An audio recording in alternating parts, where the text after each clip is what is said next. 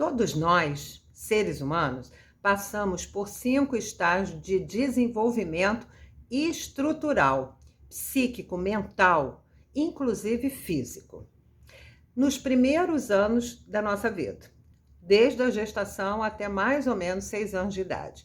E quando a gente fala em desenvolvimento estrutural, a gente está falando do alicerce do ser humano, as raízes do ser humano. E isso vai definir a forma de estar no mundo, de lidar com o mundo. E aí a gente cria uma estrutura emocional, mental, física, para poder lidar com a vida.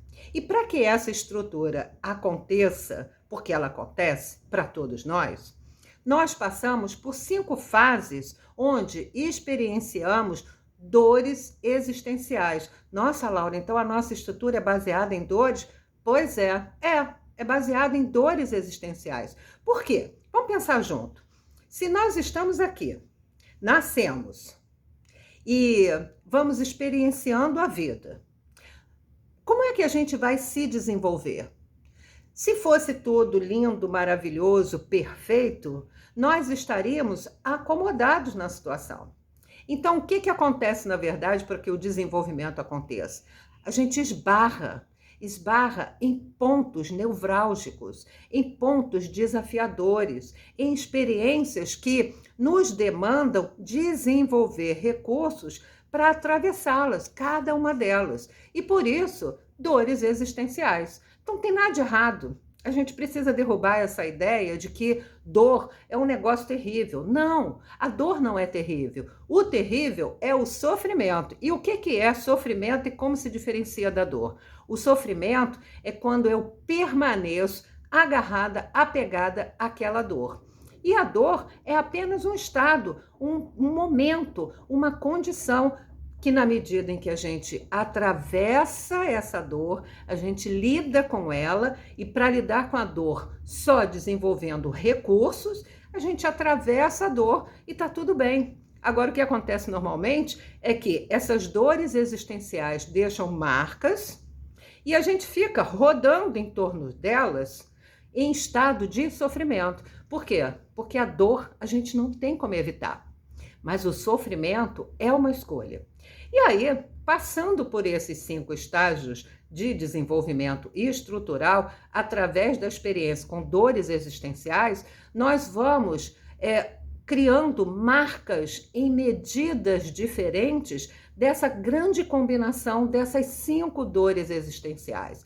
Então, a gente não tem uma marca apenas, a gente tem um monte. A gente tem como se fosse um mapa para que a gente possa entender que daquela dor existencial a gente tem uma medida maior, da outra a gente tem uma medida menor, somada a outra que quase a gente não tem. Por quê? Porque cada um passa por essa experiência na vida durante esse estágio, esses 5 estágios de desenvolvimento, da sua forma, criando os seus recursos, marcando em si mesmo a sua própria medida e criando, portanto, o seu próprio mapa estrutural. Isso é muito legal porque nós vamos voltar a conversar sobre isso.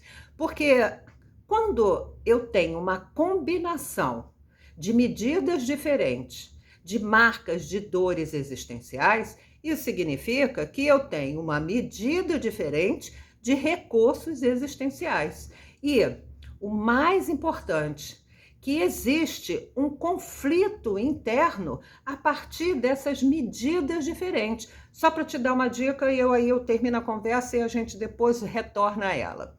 Se eu tenho uma medida grande, intensa, da dor existencial do abandono, mas eu também tenho uma medida intensa da dor existencial da humilhação, essas 2 dores, elas vão estar existindo dentro de mim como se fosse uma queda de braço. Por quê?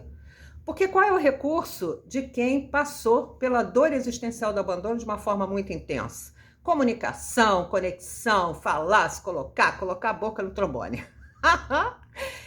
Ao passo que Quem passou pela dor existencial da humilhação de uma forma muito intensa, cria recursos totalmente opostos a isso, de ficar mais centrado, quietinho, assim, buscando um nível de segurança, não é muito de falar, constrói os seus modelos de segurança para dar tudo certinho. E aí o que acontece?